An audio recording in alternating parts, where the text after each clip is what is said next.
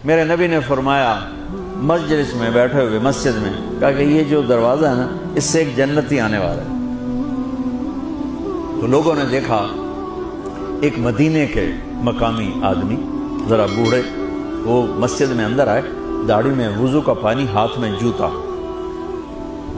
نماز میں شریک ہو گئے۔ اگلے دن آپ کی محفل تھی تو آپ نے فرمایا یہ جو سامنے دروازہ ہے اس سے ایک جنتی آ رہا ہے۔ تو سیم وہی آدمی اسی حالت میں انٹر ہوئے۔ اگلے دن ہوا تو آپ نے کہا اس دروازے سے جنتی آنے والا ہے، ٹھیک وہی آدمی اسی حالت میں انٹر۔ اس مجمع میں ایک صحابی بیٹھے ہیں، ان کا نام ہے عبداللہ بن عمر۔ یہ 1,24,000 صحابہ میں ان کی ایک اسپیشلٹی ہے کہ یہ سب سے زیادہ عبادت کرتے تھے، سب سے اتنی عبادت کسی نے نہیں کی۔ ساری رات نفل پڑھتے تھے، سارے دن کا روزہ رکھتے تھے اور دن رات میں ایک قرآن ختم کرتے تھے۔ کوئی ہمارے جیسا اول تو کر نہیں سکتا، کرے گا تو چوتھے دن پاگل ہو جائے گا، دماغ خشک ہو جائے گا، اور انہوں نے نبھا کے دکھایا۔ رات پوری تہجد، دن پورا روزہ، اور رات اور دن میں ایک ختم قرآن۔ اب ان کو خیال آیا کہ یہ بابا جی مجھ سے بھی زیادہ عبادت کرتے ہیں جو ان کو یوں ڈائریکٹ جنت کی بشارت ملی اور مجھے نہیں ملی، تو میں دیکھتا ہوں یہ کون سی عبادت کرتے ہیں۔ کیا یہ ساری رات سجدے میں پڑے رہتے ہیں، رکوع میں کھڑے رہتے ہیں، قیام میں کھڑے رہتے ہیں، کیا کرتے ہیں؟ تو ان کے پاس پہنچ گئے، چاچا کہ تھوڑا والد صاحب کی ناراضگی ہے، دور رہنا چاہتا ہوں، 2-3 دن ٹھہر جاؤں آپ کے پاس؟ ہاں ہاں ہاں بیٹا آ جاؤ آ جاؤ آ جاؤ۔ اب عشاء کی نماز کے فوراً بعد انہوں نے چادر اوپر لی اور چادر میں یوں سوراخ کیا اور یوں لیٹ کے دیکھنے لگے کہ اب یہ بزرگ کیا کرتے ہیں۔ بزرگ تشریف لائے، سرانے پہ سر رکھا، اللہم بسمک اموت و احیا، سونے کی دعا پڑھی، اور تھوڑی دیر بعد خراٹے آتے۔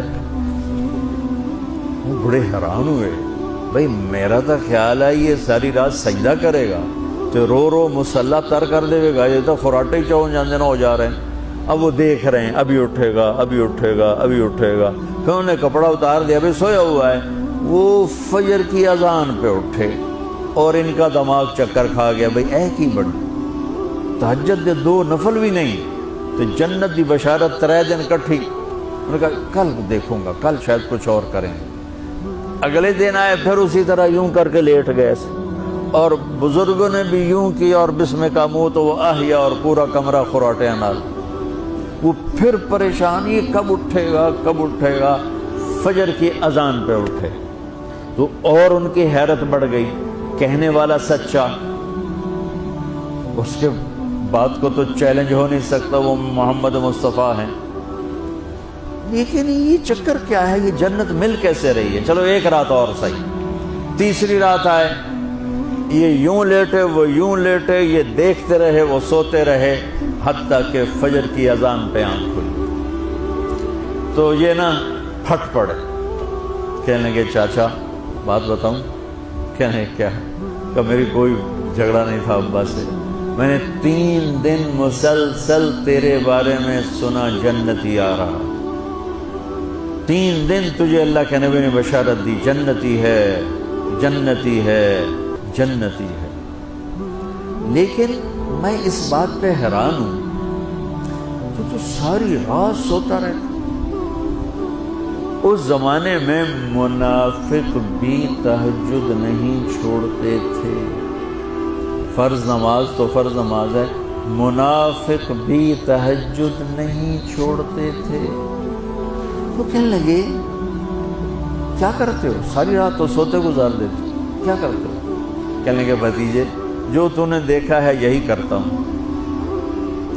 اب یہ پریشان ہے کہ اللہ کے نبی کی بات کو تو چیلنج ہو نہیں سکتا، اور جس کو بشارت دی ہے انہوں تے فٹ نظر نہیں آ رہی کہ کیسے 2 نفل آج کہ نیک لوگ تہجد نہیں چھوڑتے۔